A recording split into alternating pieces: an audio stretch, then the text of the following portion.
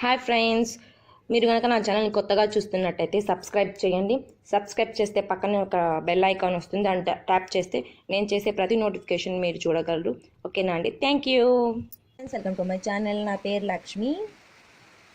నేను ఈరోజు మీకోసం రోజ్ వాటర్ ఎలా ప్రిపేర్ చేసుకోవాలో తెలుసుకుందామండి. దీనికి నేను రోజ్ పెటల్స్ తీసుకున్నాను, 10 to 12 రోజెస్.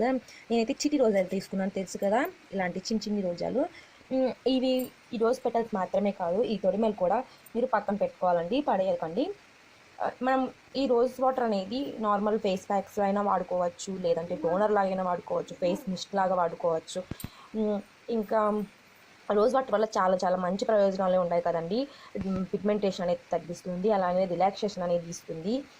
ఇది మనం రోజ్ వాటర్ ఫ్రిడ్జ్లో పెట్టుకొని మనకు ఆ వాటర్ని కళ్ళ మీద పెట్టుకున్న రిలాక్సేషన్ అనేది చాలా బాగా ఉంటుంది.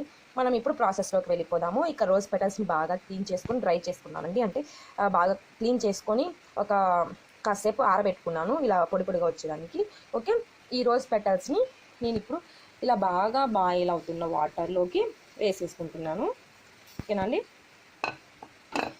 బాగా బాయిల్ అవుతున్నప్పుడే వేయండి. చాలా అంటే మీరు పెట్టంగానే వేయకండి, బాగా బాయిల్ అయిన తర్వాత ఆ కలర్ అనేది చేంజ్ అవుతుంది కదా. చూడండి, ఆ కలర్ అనేది ఆ వాటర్ అనేది తీసుకుంటుంది. మీ దగ్గర చెక్క గెరిట్ ఉంటే దాంట్లో మనకు బాగా కలపండి. ఈ రోజ్ వాటర్కి బాగా ఇలా కలర్ చేంజ్ అయిన తర్వాత మనం ఈ తొడిమ ఉంది కదా, దీంట్లో ఇలా కొద్దిగా బ్రౌనిష్ కలర్లో ఉంటుంది, దాన్ని వేస్ట్ చేయకుండా దాన్ని కూడా మనం ఈ వాటర్లో వేయండి. ఇది కూడా ఒక మంచి ఇంగ్రీడియంటే. ఓకే, అవన్నీ వేసిన తర్వాత ఇలా మూత పెట్టుకొని ఒక 2 minutes మనము హై ఫ్లేమ్లో పెట్టుకొని తర్వాత టర్న్ ఆఫ్ చేసి మనం ఒక గ్లాస్ బాటిల్లో కానీ లేదంటే ప్లాస్టిక్ బాటిల్లో సేవ్ చేసుకున్నామంటే మనకు రోజ్ వాటర్ అనేది రెడీ అయిపోతుంది. రోజ్ వాటర్ ఫైనల్ పిక్ ఎలా ఉందో మీకు లాస్ట్లో పోస్ట్ చేస్తాను. ఓకే, చూస్తున్నారు కదండి, నేను చేసిన రోజ్ వాటర్ ఇలా 2 glass బాటిల్స్లో నేను ట్రాన్స్ఫర్ చేసి పెట్టుకున్నాను.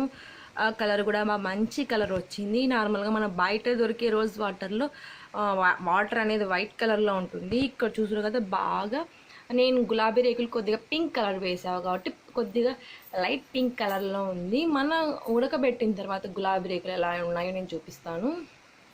చూడండి, ఉడకబెట్టిన తర్వాత గులాబీ రేకులు అనేవి వైట్ కలర్లోకి అనేవి చేంజ్ అయిపోయాయి. దీంట్లో ఉండే సారం అంతా మనకి వాటర్లోకి వచ్చేసింది అనమాట. దీన్ని మనం చాలా వేస్లో యూస్ చేసుకోవచ్చు, ఎనీ వేస్లో యూస్ చేసుకోవచ్చు. నేను నెక్స్ట్ వీడియోలో చేస్తాను. Okay, thanks for watching.